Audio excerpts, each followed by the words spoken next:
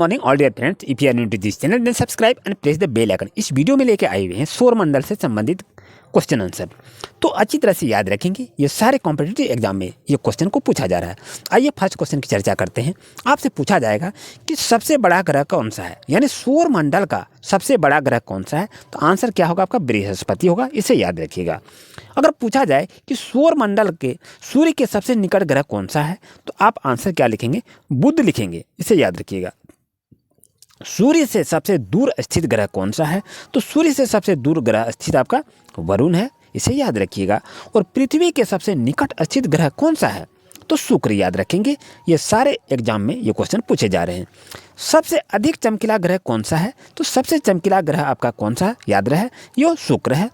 और सबसे अधिक चमकीला तारा किसको कहा जाता है? तो आप याद रखेंगे साइरस। हम लोग सभी ग्रह और उपग्रह के बारे में पढ़ रहे हैं, लेकिन यहाँ बीच में आपका एक तारा है, इसे आप याद रखेंगे, जो कि साइरस क्या है? एक तारा है।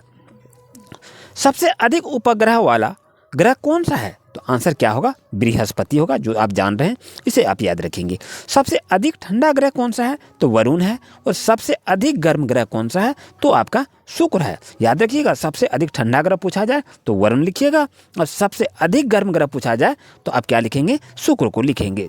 और सबसे छोटा ग्रह कौन सा है? बुध है।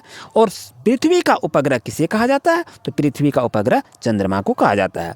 तो रात्रि में लाल दिखाई देने वाला ग्रह कौन सा है? तो मंगल होता है।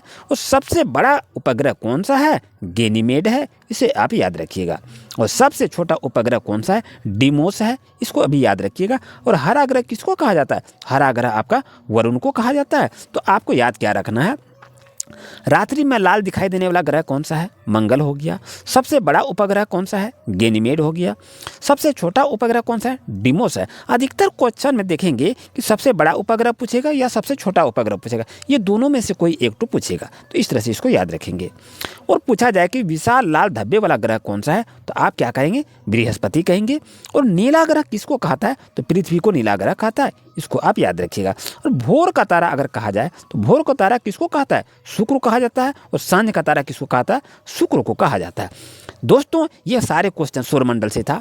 ये आप अगर आप एसएससी का एग्जाम लिख रहे हैं, या आप रेलवे का एग्जाम लिख रहे हैं, या किसी भी तरह की कॉम्पिटिटिव एग्जाम रहे हैं, तो सभी एग्जाम के लिए काफ़ी महत्वपूर्ण है। आपसे मेरा रिक्वेस्ट है, वीडियो को देखें, कैसा लगा फीडबैक अवश्य देंगे।